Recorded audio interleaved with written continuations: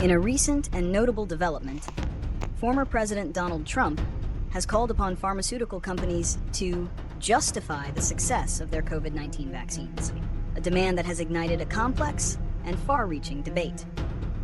This public statement, delivered via a social media post, marks a significant shift from his previous position as a strong advocate for Operation Warp Speed, the initiative launched under his administration to accelerate vaccine development.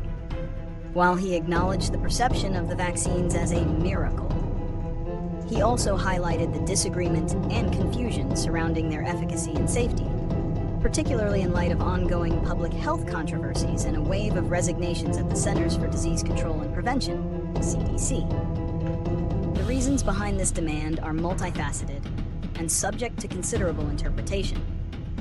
Politically, the move can be seen as an attempt to align with a segment of his voter base that has grown deeply skeptical of both vaccines and federal health agencies. By questioning the established narrative and calling for greater transparency, he appeals to a populist sentiment that views large corporations and government institutions with distrust. This strategy allows him to navigate the divide between his past support for Operation Warp Speed and the current anti-vaccine sentiment within his political coalition, positioning himself as a leader who is willing to challenge powerful interests for the sake of public clarity.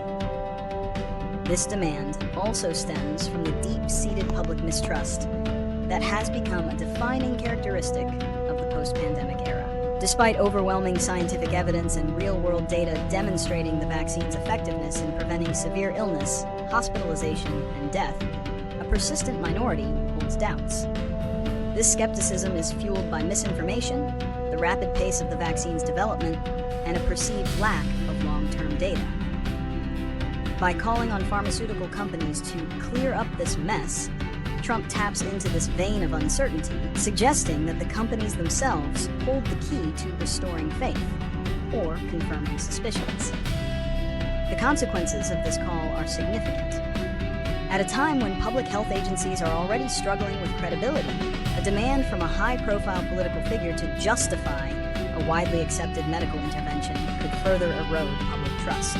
This can have a direct impact on vaccination rates for not only COVID-19, but also for other preventable diseases.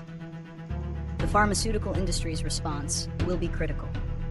If companies like Pfizer and Moderna choose to engage, it could open a new chapter in the public dialogue about vaccine data and clinical trial results. However, their data is already publicly available to health officials, and a new round of justification may be viewed as pandering to a political demand rather than a genuine effort to inform. This situation predicts a continued politicization of public health issues. The demand for transparency, while seemingly benign, is being made within a highly polarized political environment. It is unlikely to result in new, revelatory data, as the clinical trial results and post-market surveillance data are already extensive. Instead, it will likely become another talking point in the ongoing debate, reinforcing existing beliefs rather than changing minds. The true test will be whether this public pressure translates into any meaningful policy changes or simply contributes to the broader climate of distrust. Addressing this issue requires a multi-pronged approach. First, pharmaceutical companies must not only release data, but also commit to clearer, more accessible public communication. This means moving beyond scientific papers and engaging with the public in a way that builds trust and explains complex data in simple terms. Second, government health agencies, particularly the CDC, need to rebuild their credibility through radical transparency and a consistent apolitical message. Finally, the media and educational institutions must play a more active role in promoting scientific literacy and critical thinking, helping the public distinguish between legitimate scientific inquiry and politically motivated skepticism.